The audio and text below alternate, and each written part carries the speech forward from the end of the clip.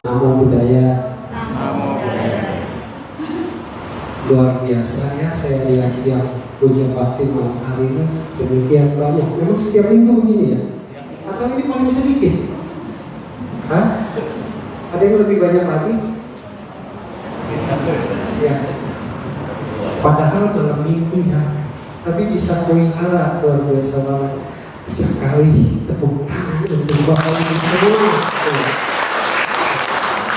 Ya, malam ini saya akan sharing tentang menjadi pribadi yang menyenangkan. Apa sih itu?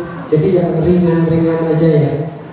Ini sebenarnya berat buat saya. Kenapa? Kalau saya berbicara tentang menjadi pribadi yang menyenangkan, sayanya bisa menyenangkan Bapak Ibu nggak nih? Agak berat jadinya ya. Jadi kalaupun nanti agak gimana, ketawa-ketawa aja ya. Oh. Jadi kerasanya saya menyenangkan. Seperti kalau di foto sini, saya sengaja tampil foto ini bukan gimana ya, nampilin saya lagi posisi ganteng begini, enggak ya. Tapi kerasanya semua orang senyum gitu, liatin selfie saya, terus saya selfie di foto, di senyum, seolah-olah ini teman-teman saya sangat senang dengan saya. Ceritanya demikian.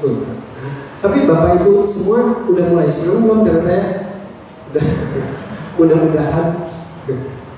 Ya baik, Bapak Ibu sekalian, sekali lagi terima kasih. Saya sudah diminta hadir di sini oleh Nanto ya, tapi hari ini beliau tidak hadir ya.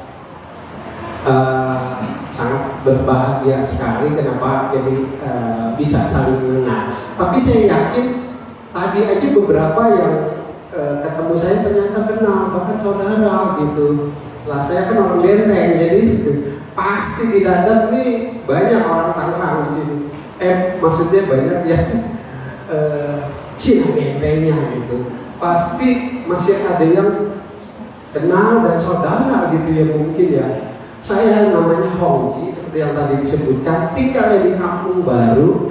Kalau Bapak Ibu kenal Wihara Dharma Ratna, rumah saya dekat situ. Ya, tapi saya agak bingung karena saya di Kampung Barunya. Kalau orang tanya rumahnya di mana, tahu Duta Gandeng nggak? Oh, Duta Gandeng saya tahu. Oh, tinggal di situ ya? Enggak, di depannya. Karena kalau saya bilang Kampung Baru nggak ada yang tahu. Jadi ya udah. Dharma Ratna tahu nggak? Tahu. Oh iya, saya di belakangnya Dharma Ratna. Udah jalan sedikit lagi nyampe rumah saya. Ya, saya sudah punya anak 3 dan 1 cucu. Wah, masih muda sih perasaan, tapi sudah punya cicil.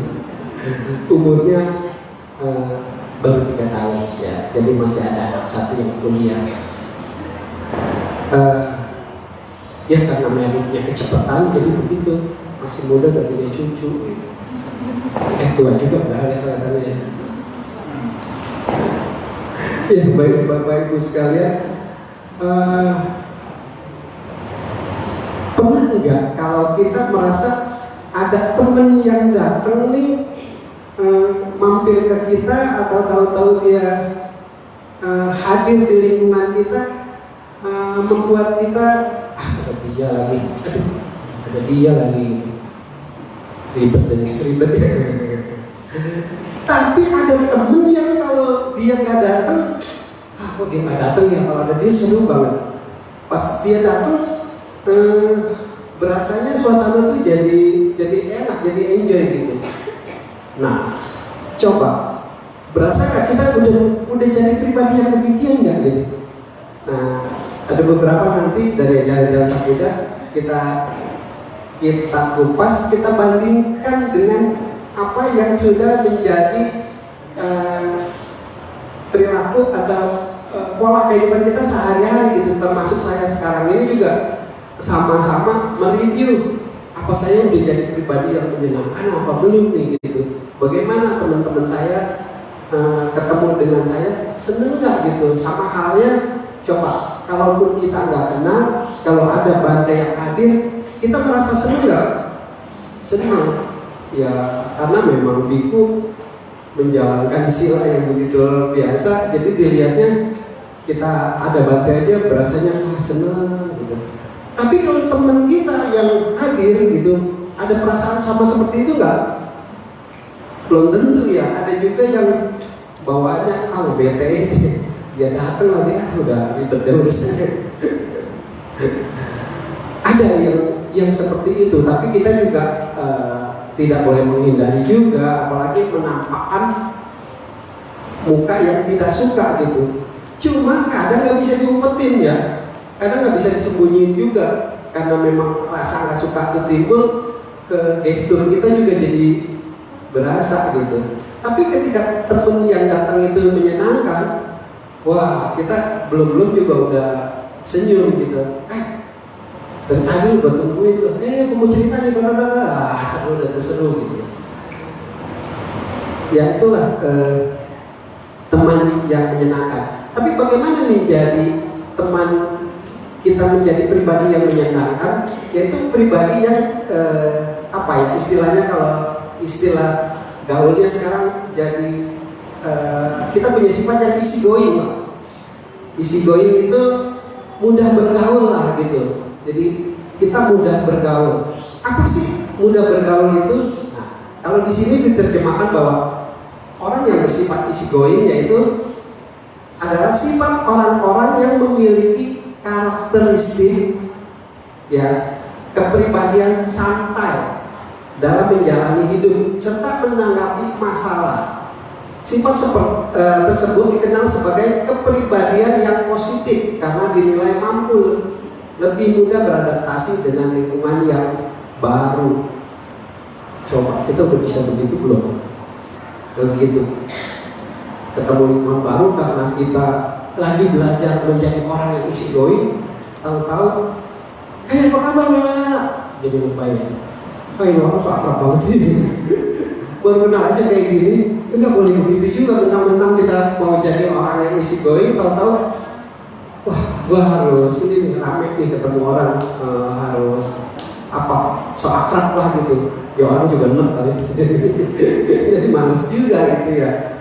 Tapi alami, harusnya bersifat alami dari dalam kita sendiri, bahwa itulah sikap kita yang sebenarnya gitu. Jadi alangkah baiknya kita menjadi ya mengalir aja gitu, nggak terlalu banyak intriknya, yang terlalu banyak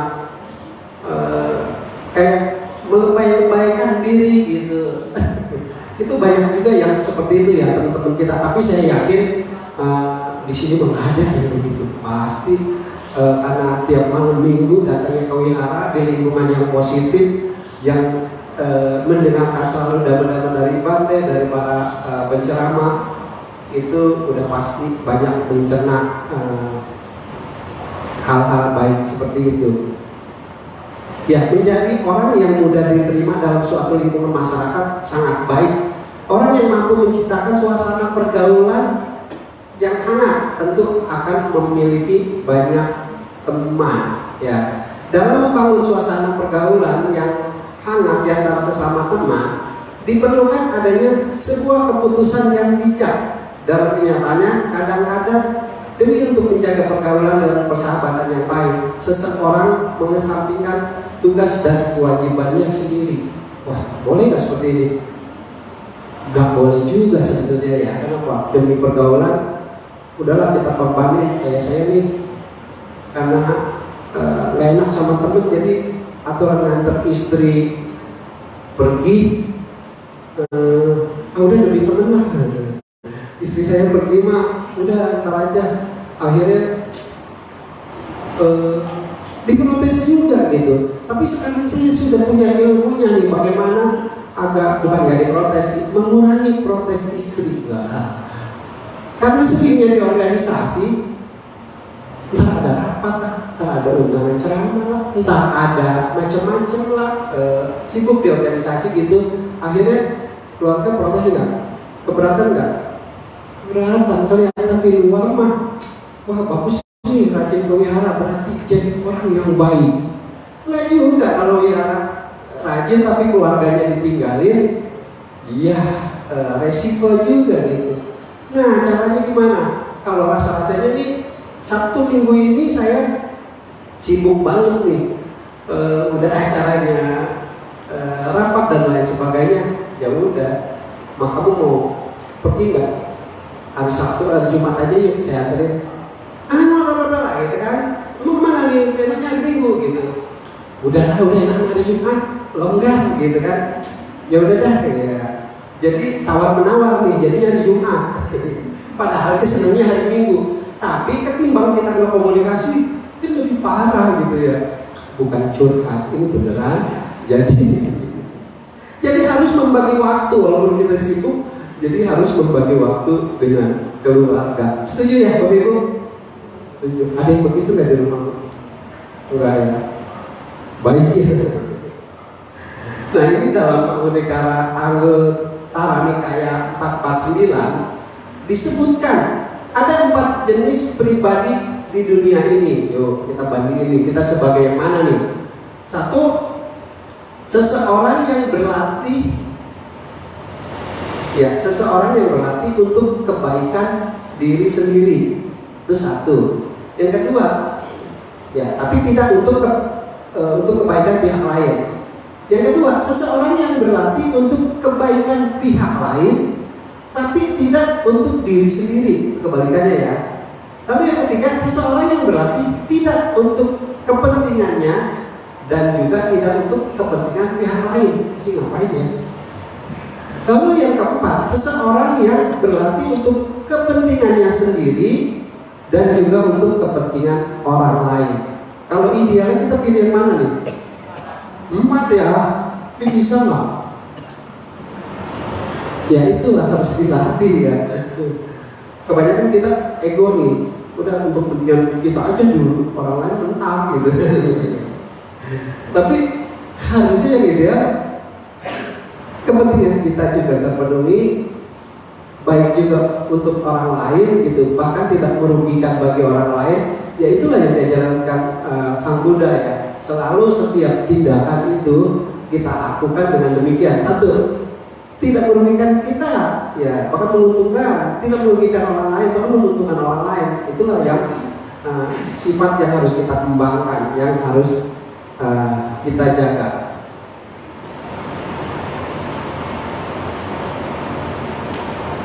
Ya, jadi setidaknya ada 4 pilihan yang diajarkan oleh Guru Agung Buddha agar kita menjadi orang yang bermakna dan memiliki kualitas hidup yang baik, sebagaimana tertuang dalam Anggota Nikaya tersebut. Nah, baik Bapak Ibu sekalian, selama COVID ini terus dibuka atau ditutup ya kemarin-kemarin? Ada berhenti juga ya, dan ini baru mulai lagi ya, mungkin udah lama juga, tapi masih tetap pakai masker lah ya, karena udah jadi satu kebiasaan. Kadang kalau keluar nggak pakai masker kayaknya ada kurang gitu ya, jadi udah kelamaan dipakai terus jadi habit. Nah demikian juga kebiasaan baik itu seperti kita setiap malam minggu ini puja bakti. Kalau kita nggak bolong-bolong terus nih, jadi kebiasaan gitu. Kalau nggak kebaktian aja, kayaknya kangen nih, masa nggak kebaktian sih malam minggu, kayak nggak ketemu dia, gak enak nih gitu. Kalau ada yang mau ditemuin, tapi rasanya kalau belum melaksanakan ini ada yang kurang gitu. Nah, jadi apa ya, karakter gitu, jadi karakter, jadi biasa. Makanya jangan suka dipolongin. Saya pernah, udahlah. Pergilah jalan nggak kebaktian sekali, kayaknya enak juga, coba 2 kali, enak juga, sampai bolong 4 aja udah bablas gitu, bablas mulainya lagi males banget. Sama meditasi gue begitu, kalau udah nggak dilaksanakan ya udah. Nah COVID ini ternyata membawa kebiasaan baik juga ya. Jadi kita pakai masker. Dulu kan kita kalau pakai masker keluar kalau ada abu aja ya. Padahal memang sekarang apalagi polusi luar biasa. Tapi siapa yang pakai masker terhitung gitu ya. Tapi sekarang udah semua orang pakai. Itu jadi kebiasaan baik yang baru ya. Nah ini di sini kalau kita berbicara lagi tentang menjadi pribadi yang menyenangkan itu, kita artinya kan punya teman, gitu kan, punya teman. Nah ini ada 7 macam kebajikan teman sejati. Coba kita selidiki satu demi satu, tapi kita bandingkan dengan kita, apa kita udah seperti itu atau belum. Jadi tipe yang mana nih kita dan teman kita gitu. Coba kalau saya tanya di sini ke Bapak Ibu, saling sebelahnya saling kenal nggak? Kenal ya. Oh, iya karena rata-rata rumahnya nggak jauh-jauh kali ya dari sini. Itu kalau di Dharma Ratna yang tempat saya kebaktian di sana, kadang sebelah-sebelahnya nggak kenal. Nggak kenal kenapa? Iya karena itu wihara kan lingkupnya banyak perumahan-perumahan di sekitarnya gitu, banyak rumah-rumah, dan tiap minggu umatnya berganti gitu, berganti. Jadi sebelahnya nggak kenal gitu. Kalau ini kenal sih luar biasa ya. Jadi nggak ada tugas dari saya. Nanti kalau nggak kenal sih saya mau suruh kenalan, nggak saling kenal, bahkan saling selfie sama seperti saya tadi gitu. Ayo sebelahan saling selfie. Biar saling benar-benar mengenal gitu. Tapi mau nggak ntar di akhir kita selfie bareng-bareng gitu biar rame, kan kita masukin TikTok. Saya tahu TikTok ya, tahu lah orang tua sekarang Facebook, TikTok, Instagram, semuanya pokoknya ikut. Ada yang nggak ikut di sini? Tuh kan ikut semua, nggak ada yang ya baik, saya masuk ke yang pertama, yaitu dalam bahasa Palinya yaitu Pio, 7 macam kebajikan teman sejati. 1, yang menimbulkan sayang, lemah lembut dan menyenangkan. Ada nggak yang begitu teman? Itu teman yang baik itu ya, yang menimbulkan sayang, lemah lembut dan menyenangkan. Apa cuma sama pacar kalau begitu? Bisa jadi gitu ya. Yang kedua, Garut, yaitu teman yang dihormati dalam pergaulan, menimbulkan ketentraman hati dan terasa aman. Jadi kalau kita ketemu orang ini, perasaan tadi gue pusing banget di rumah gitu, habis bertengkar sama istri atau sama suami atau sama anak, kesel gitu. Ketika ngomong sama dia, belum aja ngomong, baru ketemu aja udah adem gitu. Tadi ada teman saya WA saya, dia habis dana, terus ditanya, dia kirimlah ke petugas dananya ini, bukannya diterima kasihin, malah langsung Ci tolong isi ya namanya siapa bla bla bla gitu loh. Ini juga yang share dana kurang ya agak beretika lah gitu. Ketika orang ngirim bukti transfer harusnya terima kasih dulu deh gitu ya. Terima kasih Ci dananya, kalau urusan nama mah belakangan gitu. Ini ternyata di-share sama dia, dikirim balik jawabannya, Ci tolong isi nama, alamat, bla bla bla gitu. Cinya lagi sebel nih. Udah nggak usah, saya mah dana aja, gitu kan bahasanya. Di screenshot ke saya, masa ada orang dan petugas dana kayak gini ya jawabnya gitu. Lalu saya bilang ke dia, lu juga harus jaga kesadaran lah gitu. Masa gara-gara kita berdana dijawab begitu, jadi hilang nilainya gitu. Ya, terus setelah lu ngomong begini, aku apa kesel udah mau jawab begini? Enggak tuh kata dia. Jadi lega sih, gue cuma agak sedikit nyesel. Kenapa? Coba aja tadi gak usah marah ya gitu. Karena nyeseknya jadi kurang kayak ini. Enggak, kalau mau kamu kurang, udah lu dana lagi aja. Nah, dan di WA itu kita salah persepsi suka bacanya. Karena kitanya yang lagi marah, perasaan jawaban WA orang itu seperti menyebalkan gitu ya. Padahal mah enggak gitu. Pas sudah ketemu enggak. Makanya jangan lupa kalau lagi nggak marah, WA-nya kasih emo ya, yang ketawa ke, jempol ke apa gitu. Jadi jangan saya kesel gitu. Kadang juga saya dapat WA dong, ini orang marah sama gue nih, nggak kalian gitu. Nah, kita masuk ke yang ketiga, yaitu bahwa Neo yang menimbulkan kemajuan batin atau yang dijunjung dapat membimbing ke arah yang baik dan menimbulkan kebijaksanaan. Ini sih biasanya biku yang begitu ya, bergaul dengan orang bijaksana kita pasti begitu ya. Nah, kita harusnya punya teman sejati yang seperti ini gitu. Lalu wataca, yaitu pandai bicara dalam hal-hal yang baik sehingga menimbulkan pengertian dan dapat dijadikan berunding dalam kesulitan. Tapi kadang ada temen ini, kita baru cerita sedikit, aduh kasihan tuh tadi suami gua mau ke kantor disenggol orang gitu. Akhirnya nggak apa-apa sih, motornya cuma agak rusak sedikit. Biasanya ada temen yang nggak mau kalah nih, gua nih, suami gua kemarin tuh jatuh keselotan, udah terbalik ketinggian motornya hancur semua. Ya ampun, nggak mau kalah dia. Sampai kalau ada temen yang tipenya kayak gini, biasanya kita ngomong apa, dia selalu di atasnya. Ada nggak gitu? Ada. Temen gue tuh baru jalan tuh ke mana, ke Thailand. Temen gue tuh ke Turki melihat gempa.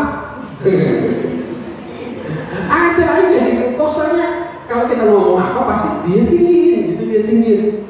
Nah, temen begini menyebalkan ya. Tapi tetap aja karakter kayak gitu ada aja di lingkungan kita gitu, ada aja tetap. Tapi kadang kalau nggak ada dia juga kita kangen. Kenapa? Kita ketemu temen yang lain jadi ngegosipin dia kan, dia gitu loh, gini. Jadi bahan omongan juga ya, seru juga, jadi manfaatin begitu ya buat bahan omongan. Boleh gak ya? Harusnya sih nggak boleh. Jadi kita gibah bener istilahnya sekarang ya, gibah. Dan berikutnya yaitu yang kelima, sabar dalam mendengar pembicaraan, tidak merasa jemu dan dapat bertukar pikiran secara baik dan menyenangkan. Biasanya tipe yang seperti ini ketika kita curhat, dia selalu dengerin aja, jadi pendengar yang baik. Harusnya begitu gitu, nggak perlu menggurui banget gitu. Ada temen yang kalau kita ngomong apa jadi lu salah sih, harusnya jangan begitu, makanya lu marah tuh. Begini lah, orang dengerin dulu sampai tuntas. Iya. Sebenarnya temen yang curhat itu nggak butuh jawaban, butuhnya didengerin, bener nggak? Iya, butuhnya didengerin tuh. Tapi ini nggak berlaku sama bapak-bapak kali. Bapak-bapak nggak ada yang curhat seperti itu. Ibu-ibu yang selalu begitu. Tapi saya curhat juga loh sama teman saya. Iya. Kadang kita ngomongin anak, aduh, ini anak gue lagi pengen beli ini lagi. Gimana ya? Udah beliin aja anak mah, jangan kayak orang susah. Nasihatinnya gak enak banget ya. Jangan kayak orang susah, sama anak mah sayang gitu. Ntar kalau anak belum kenapa-napa, ya udah deh. Yang berikutnya yaitu yang karena mampu memberikan penerangan atau penjelasan tentang persoalan-persoalan yang sulit sehingga timbul pengertian yang baik bagi yang bertanya dan memberikan petunjuk untuk mengatasi persoalan-persoalan tersebut. Jangan kita lagi ngomongin temen karena namanya entah temen usaha, entah temen di kerjaan. Kadang kan ada nggak baiknya gitu, ada mood yang nggak baiknya saat itu. Begitu temennya cerita, malah dibumbuin. Oh iya, dia memang begitu. Jangan berteman lagi sama dia mah. Gak usah didengerin namanya. Ditambahin gitu, dibensinin lagi, jadi apinya tambah gitu. Bukannya kasih solusi gitu, teman yang baik kan kasih solusi. Karena begini prinsipnya, sejelek-jelek apapun teman kita pasti ada gunanya. Saya baru aja belum lama agak nyesel gitu, gini. ngeselin juga, nge-share apa aja di-share ke handphone saya nih. Jadi penuh gitu memorinya, penuh banget. Ini cara ngilanginnya gimana ya? Supaya tiap hari pagi, sore, siang broadcast apa aja masuk gitu. Ke Japri lagi, bukan ke grup. Kalau ke grup pun kita bisa cuekin. Kalau Japri kan nggak jawab juga nggak enak gitu. Ya udah, terakhir saya blok. Ada yang ngeblok ini, ngeblok temennya sendiri gitu karena dia ngejapri terus. Udahlah, kita blok aja lah gitu. Daripada ngeribetin karena ini juga udah terlalu kenal banget gitu, udah terlalu kenal banget. Tapi gue nge-share dulu gitu di kerjaannya apa sih ini, jahat juga ya saya belum. Lama saya ketemu, minta nomor handphonenya dong, bukan udah ada. Ini centang satu terus nggak bisa. Mati saya. Centang satu terus. Oh, lu ganti nomor lu? Enggak. Aduh, jawab apa lagi ini, mati deh gue gitu kan. Mesti jawab apa nih? Untuk dia nggak ngerti kalau centang satu itu di blok. Coba gue yang kirim mungkin itu salah gitu. Saya buka dulu blok. Kan ini bisa malu mah. Ayo merah kalau saya. Untungnya dia nggak ngerti gitu. Kalau dia ngerti kan nggak enak hati kan.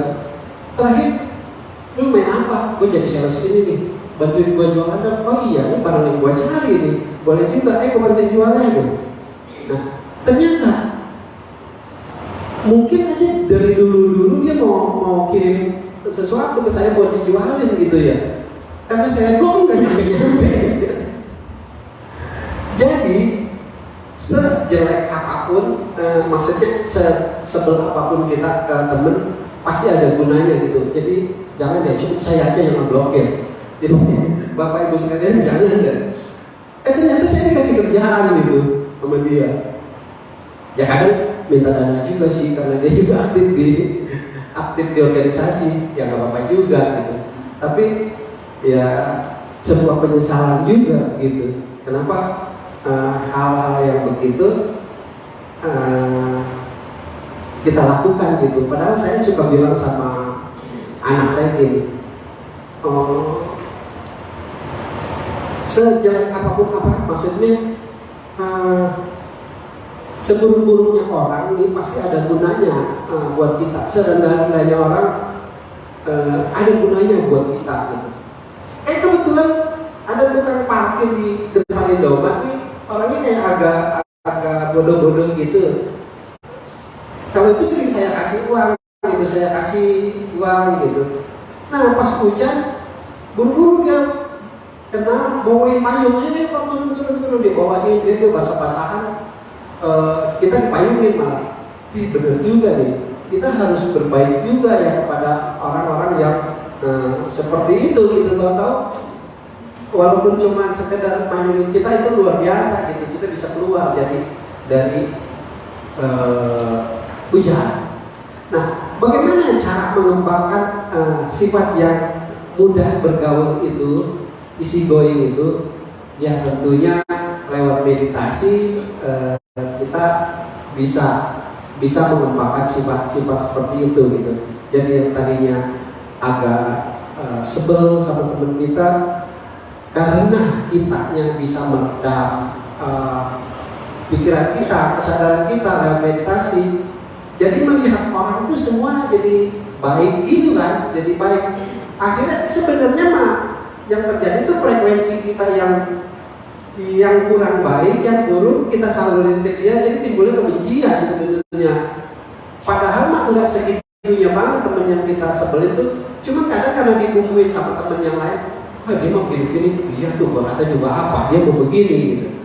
Nah itu menjadi pikiran kita menjadi tambah buruk. Padahal kalau kita pancarkan meta dengan baik gitu, akibatnya kita bisa menerima energi positif juga dari dia.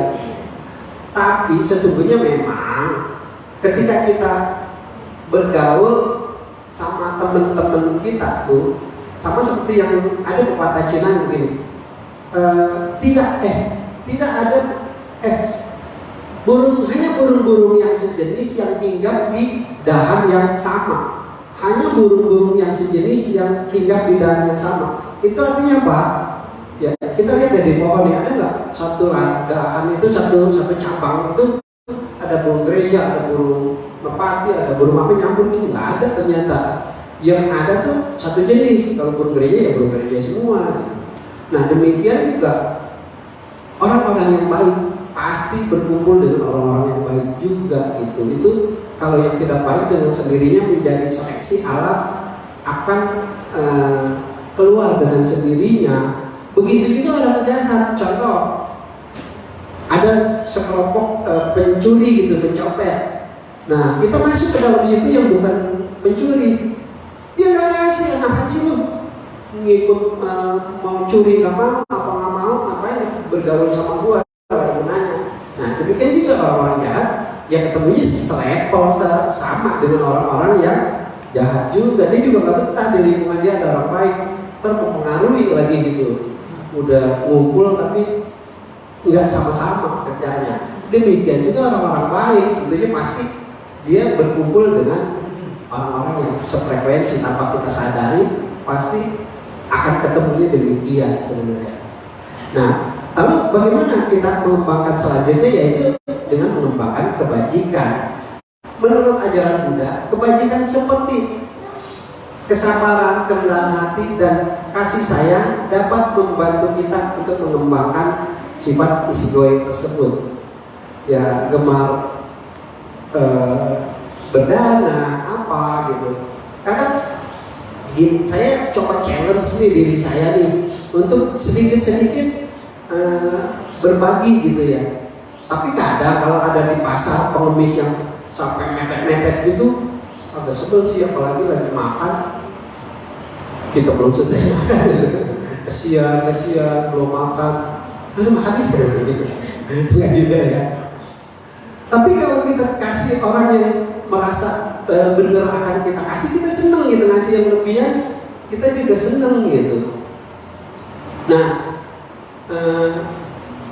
saya bikin kebiasaan baru gini, setiap kali saya beli bensin atau saya parkir nih supaya mobil saya aman, di awal saya kasih duluan gitu.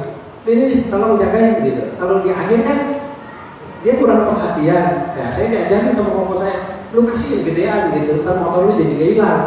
Karena dia tahu kan begitu kita kasih nih, tolong ya didudukin motornya sama dia, wah aman nih gitu. Kalau kita kasih di belakangnya kan dia masih belum tahu jagain apa enggak dan dikasihnya berapa. Tapi kalau kita misalkan kondangan agak lama nih, kayak tempat rawan, kasih cepat lah daripada ayo pilih mana, pilih cepat atau motor hilang. Pilih cepat ya. Ternyata benar didudukin. Nah, saya ngomong kan cerita sama temen, nih harusnya begini-begini. Kemarin dia praktekin. Saya bilang, saya mau kasih, udah gue udah kasih tadi. Loh kok udah? Kan lu yang ngajarin.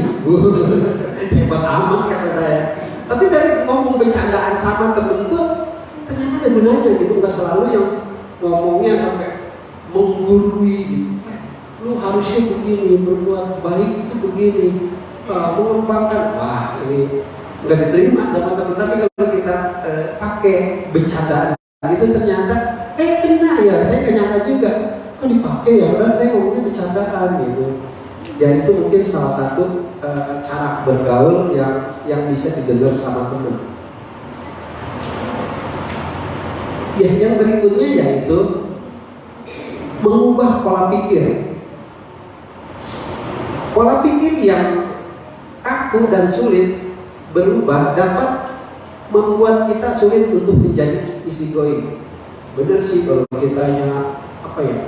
Kalau pikirnya itu mindsetnya itu nggak terbuka gitu, curigaan sama temen, curigaan, bawaannya nggak percaya aja, ada nggak gitu?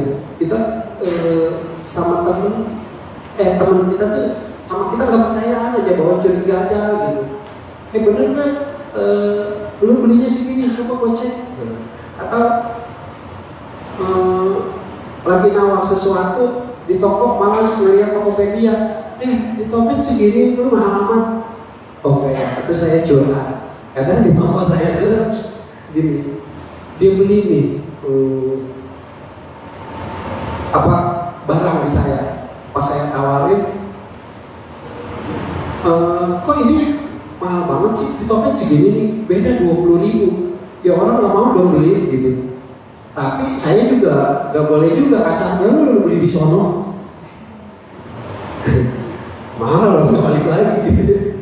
Tapi saya punya trik, gimana caranya biar kita bisa diterima sama orang dan akhirnya dia beli. Saya ajarin, aduh lumayan tuh bedanya 20.000, bisa buat beli minum nih, saya bilang. Nah daripada beli di sini, beli di sana juga oke tuh. Lu untungnya apa? Bedanya masih 20.000. Nah kok begitu kok? Iya. Jadi lu bisa beli minum kalau beli di sana, berarti lumayan nih. Nah kenapa di sini lebih mahal? Nah kalau di sini lebih mahal, bentar kan minta ajarin caranya, apanya gitu. Kalau mau garansi gampang, tinggal ini rusak setengah gitu. Mau apa-apa gampang. Nah itu dibayar 20.000 tuh, makanya beda. Ya, pinter lu, ya udah belilah gitu. Jadi artinya cara menolak pun ada cara sebenarnya. Kalau kita tolak, saya sih kesel memang karena ya orang gimana sih ngebandinginnya gitu sama toko online. Kita, aduh, siapa yang punya toko dibandingin sama toko online? Perasaan ini nggak enak ya. Tapi jawabnya gitu aja. Udah beli toko online enak. Tapi ntar dia pernah bilang ini, tapi garansinya susah. Nah makanya tambahin 20.000 dah, garansi di sini gampang. Akhirnya berlaku juga gitu. Itu tinggal tergantung cara kita apa berjualan, lama-lama pinter juga gitu. Lalu berarti menerima kehidupan seperti apa adanya, menerima keadaan seperti apa adanya adalah kunci mengembangkan sifat mudah bergaul itu. Sifatnya seperti air gitu, mengalir aja boleh nggak? Nggak boleh juga, itu terlalu masa bodoh. Air pun harus diarahkan gitu, dibikin selokan. Masa ya dimasuk ke dalam rumah kita diemin juga. Kayak saya juga beberapa hari ini banjir nih, masuk rumah juga gitu. Lah supaya nggak masuk, ya udah saya halangin pintunya pakai semen gitu, karena mau ditinggiin belum ada modalnya gitu. Jadi sementara bolehlah dibikin tanggul. Ternyata dia masuk airnya dari keramik. Ada yang ngalamin gitu nggak? Cus-cusnya bagian juga tetap gitu. Ya udah, namanya udah berusaha gitu kan. Mudah-mudahan ada rezekinya, nanti kita bangun rumahnya biar lebih bagus. Tapi saya udah janji istri, masa perasaan udah 2 tahun paling belum diganti. Ya berarti kita berbuat baiknya kurang keras nih. Kenapa? Rezekinya belum nambah lagi nih, harus keras lagi nih. Biasanya begitu, kalau kita kurang perasaannya, kurang mendapatkan sesuatu gitu, apa di usaha kita kurang berhasil, kita supaya cepat berhasil harus berbuat kebajikan, yaitu dengan berdana. Tapi aduh udah berdana nih kok belum maksimal hasilnya. Ada sih hasilnya, tapi kok nggak sesuai ekspektasi nih, nggak sesuai harapan. Bagaimana? Oh berarti pasti kurang gede itu. Kurang gede dalam arti bukan nilai materinya berapa, tapi pikiran kitanya, pasrahnya gitu, relanya. Karena dana itu ada sebuah relaan ya. Kita kurang rela nih berdananya. Kemarin bantuin bersih-bersih aturan mah, kalau keliling jualan kue mah dapat banyak nih. Bersih pelihara jadi kurang waktunya. Nah makanya dari situ rasanya rezekinya nggak 100% tuh, agak berkurang. Jadi kalau lagi melakukan sesuatu, udah dah, isi going aja gitu, tapi tulus aja lah, biar tahap yang ini udah kelar, pasti tahap berikutnya akan menjadi lebih baik. Nah ini keuntungannya nih. Kita sampai jam berapa ya? Oh tadi udah bilang jam 12. Kalau sampai jam 12 saya nggak ada bahannya, capek. Ya keuntungan untuk punya sifat easygoing yaitu mengurangi penderitaan. Menurut ajaran Buddha, penderitaan berasal dari ketidakmampuan kita untuk menerima kenyataan seperti apa adanya. Lebih gampangnya contoh kayak gini ya, iPhone 12, 14 sudah keluar. Temenku udah pakai nih. Aduh, kayaknya TikTok kan kalau pakai iPhone itu, wih, gambarnya bagus banget gitu. Atau apalah, kepengen beli yang belum terjangkau sama kita gitu. Itu jadi penderitaan gitu. Itu jadi penderitaan. Tapi wajar nggak? Boleh nggak kita kepingin yang lebih? Boleh. Saya sih bilang boleh gitu. Kenapa? Karena kalau kita pengen sesuatu, ya memang terlalu kepengen itu sebuah kemelekatan gitu. Tapi namanya kita tetap manusia, ya ada lah kepengennya punya mobil yang lebih bagus, punya handphone yang lebih bagus, anak sekolahnya tinggi atau apa. Tapi ketika tidak tercapai, nah itulah yang membuat kita menderita. Nah itulah caranya untuk mengurangi penderitaan. Ya tahu batas lah, ketika kita cukup uangnya hanya beli Oppo, ya Oppo aja pakai, itu juga sama gitu maksimal. Kalau bisa yang beli yang lebih ya alangkah baiknya. Tapi coba untuk mengurangi penderitaan, ya kuncinya satu, mengurangi keinginan. Jadi kalau keinginannya kita bisa kontrol, itu lumayan. Bisa nggak? Agak susah sih. Saya kemarin ya karena anterin istri kan jadinya matanya jelalatan juga. Saya tipe bapak-bapak yang hobi juga gitu.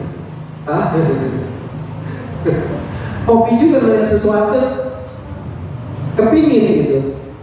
Tapi beli jangan, kayaknya nih nggak butuh, pasti dibuang, ujung-ujungnya dibuang, ujungnya pakai. Kadang hal-hal yang kecil, oh iya murah ini udah belilah, padahal sampai rumah mah apa sih? Coba masuk, kita contoh ke toko yang gampang banget, murah-murah, terus kita ambil apa kayak Miniso gitu ya. Itu gak bermata aja kalau ini pakai. Kalau saya mah cowok, kalau ke S1 ya, bapak-bapak ini pasti, ini kayaknya bagus nih, boleh lah. Oh perkakas ini bagus nih, oh OB-nya lain bagus nih. Udah dibeli mah di rumah nggak dipakai. Banyak kan begitu, di rumah jadi numpuk. Kipas angin ada berapa gitu, gara-gara cuma seneng modelnya. Atau headset ada beberapa karena gara-gara ini model baru nih kayak seneng. Pasti dengerin kayak enak dipakai. Udah, ya murah sih, 50.000, 25.000, 100.000 gitu paling. Kumpulin mah banyak juga gitu. Nah, gara-gara lapar mata itu tuh akibatnya ya udah deh, gak banyak gunanya. Nah, kuncinya yaitu tadi menahan diri, mengurangi keinginan gitu. Walaupun kecil-kecil, kita pikirlah ada gunanya apa enggak gitu. Saya sengaja ngomong begini apa? Saya juga lagi men-challenge diri saya kebiasaan itu masih ada gitu. Masih ada. Saya hobinya apa? Sepeda. Udah gitu bukan cuma beli sepeda sekali terus saya pakai pelan. Ada model ini, saya senang nih sepeda nih.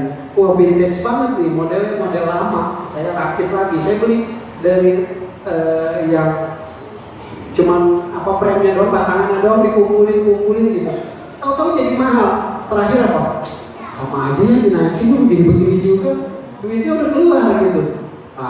Sekarang saya mulai ngerem nih. Jangan pakai. Tapi tetap aja namanya Instagram saya banyak sepeda. Ini bagus amat ya. Akibatnya gara-gara main handphone itu yang jadi kita lapar mata, saya uninstall tuh kayak TikTok yang banyak promo juga saya uninstall. Udah kurangin lumayan nih. Tapi belakangan namanya program wihara, program organisasi butuh juga promosi tentang itu gitu. Ya download lagi, minggu lagi yang viral-viral ada lagi gitu. Itu bikin kerjaan kita jadi terbengkalai juga gara-gara kita scroll. Ini saya udah opa-opa kok mainnya begini. Itu karena mungkin bergaul sama anak-anak juga, jadi tahu gitu. Nah berikutnya yaitu keuntungnya mengembangkan kasih sayang. sifat easy going ini dapat membantu kita mengembangkan kasih sayang terhadap diri sendiri dan orang lain. Ya. Kadang kita memang harus bisa kontrol sih, kita sayang nggak sih sama diri kita gitu. Kalau sayang harusnya dijaga gitu, dirawat gitu ya. Saya ngerawat nih badan saya supaya lebih sehat. Kadang terlalu capek, dulu berat saya 75, turun jadi 63, kecil banget gitu. Sekarang melar lagi jadi 70-an, 9-70. Udah istri saya udah khawatir, bener turunin lagi gitu. Karena namanya menua itu bisa jadi gemuk karena kurang olahraga gitu. Kurang olahraga ya jadinya begitu, makannya banyak, olahraganya kurang, kayak imbang kebakarnya nih. Akibatnya ya udah gendut lagi gitu. Dulu udah kempes, ngembang lagi. Kenapa? Karena kurang olahraga. Nah, kalau kita lihat di sini mengembangkan kasih sayang terhadap diri sendiri, harusnya saya begitu gitu ya. Jangan gemuk lagi dong, olahraga dong. Ya saya naik sepeda tiap hari, cuma tujuannya apa? Sarapan, cari sarapan. Sama aja gitu, apalagi sama temen. Naik sepedanya mah gak seberapa jauh, ngobrolnya lama sama makannya.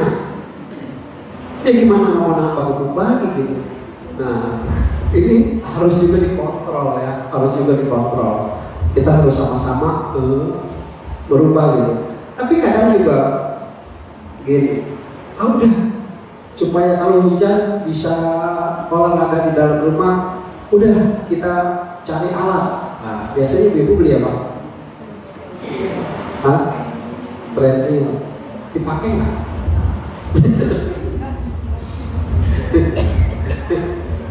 Enggak ya? Sama, saya juga begitu. Udah kita pakai treadmill lah kalau hujan, jadi di rumah tetap olahraga. Pakon aja gitu kan. Udah di rumah tuh udah males. Makanya harus punya pasangan yang benar-benar sama ngedorong nih gitu. Sama-sama bisa kita untuk melatih kesehatan kita. Apa ya? Peringatan saya suruh berhenti. Sedikit lagi ya. Nah, keuntungan berikutnya yaitu mengurangi kebencian dan kemarahan. Nah, kalau kita bersikap bukan masa bodoh sih, tapi nggak terlalu memikirkan yang ya udahlah gitu, ya udah. Itu memang bisa membuat kita menjadi mengurangi kebencian dan kemarahan. Sifat easy going juga dapat membantu kita mengurangi kebencian dan kemarahan yang sering muncul karena ketidakmampuan kita untuk menerima keadaan dengan lapang dada.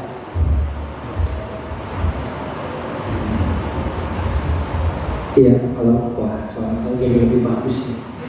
Tadi nyanyi bagus tuh, nyanyi lagi mau.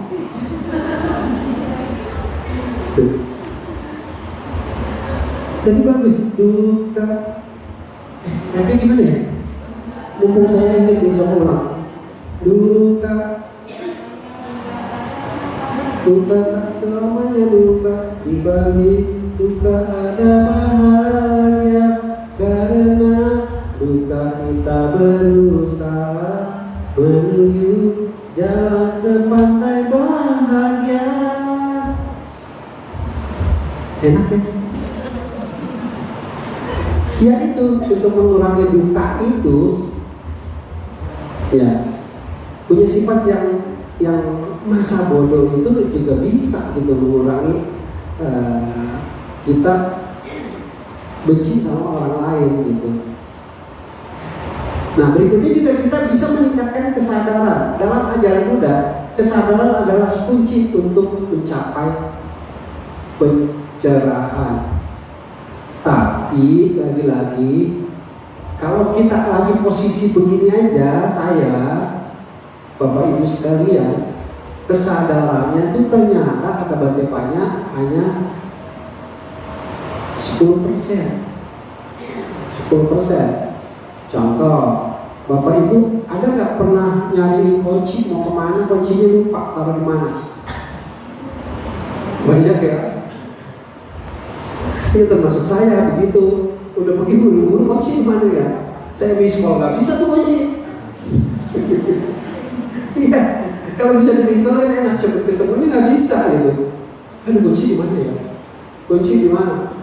Ada nggak lupa yang sudah jauh-jauh mau pergi, udah jalan nih, udah siap sama anak istri, pas sudah masuk tol, istrinya bilang, aduh Pak, tadi kompor udah dimatiin belum Pak?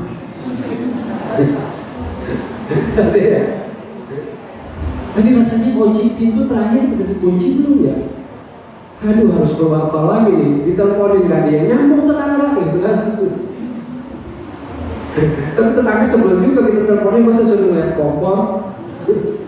Balik lagi kita, udah balik, oh iya ternyata udah gitu, udah dimatiin, air juga sudah dimatiin. Lalu kenapa demikian?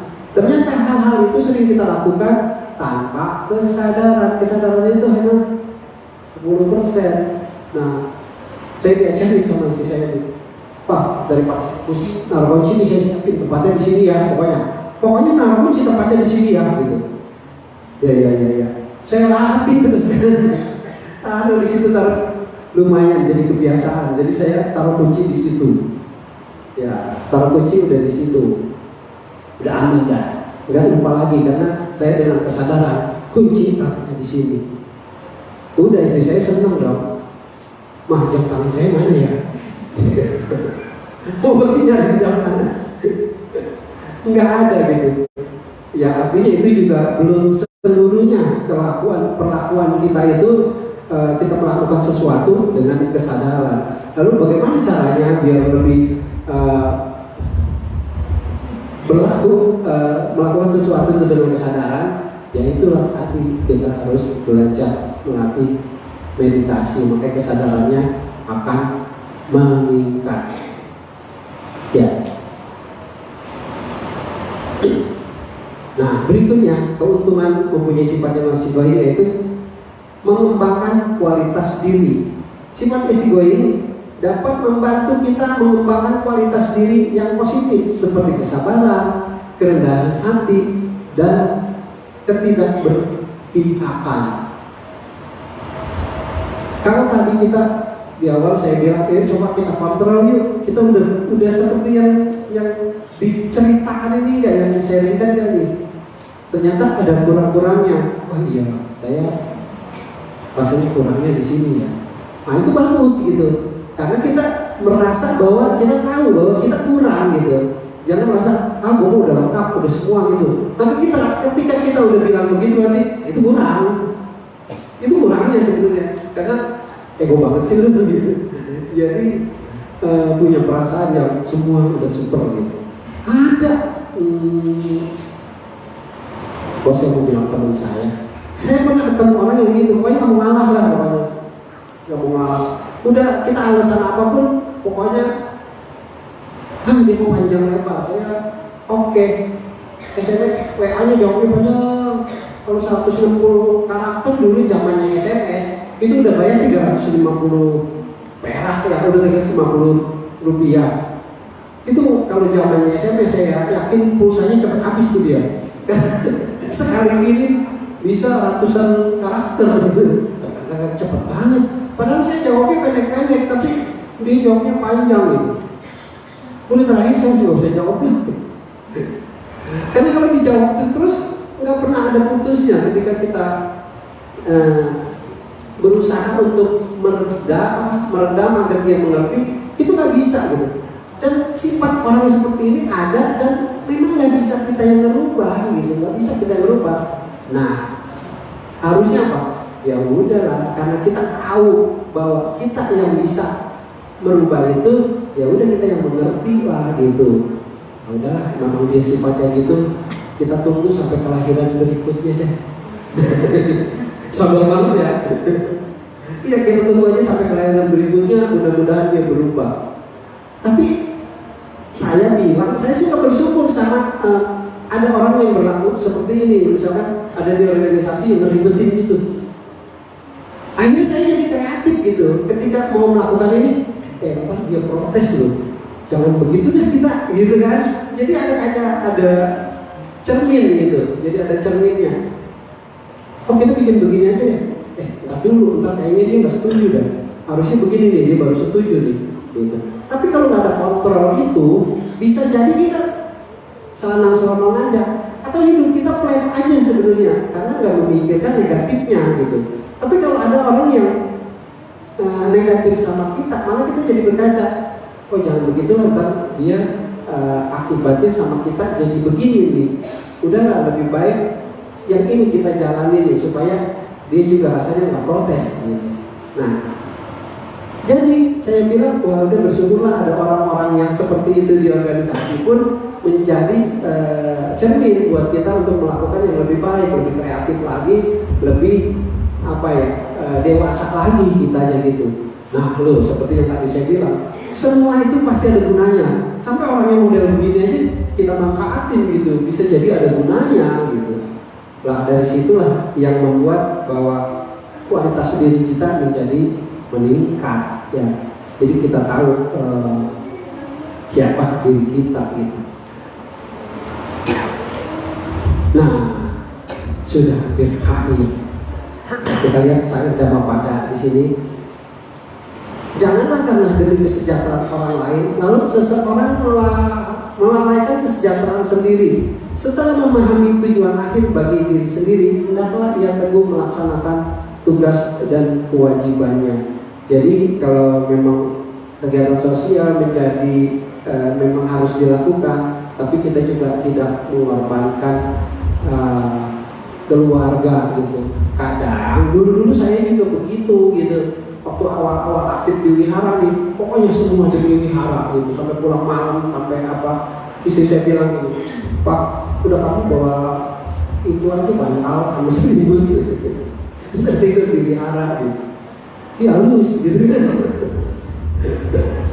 Tadi dia bercandanya gitu karena dia menganggap melihat saya memang sibuk. Tapi bisa juga dua, karena saya yang berubah mengalah jadi bisa ngatur, atau dia yang capek. Udahlah bodoh untuk berwihara gitu, bukan yang lain gitu kan.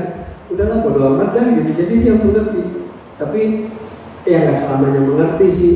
Akhirnya saya cara ngambilnya gini, saya ajak jalan dulu dia kemana, baru saya bilang besok saya mau ada kegiatan ini ya.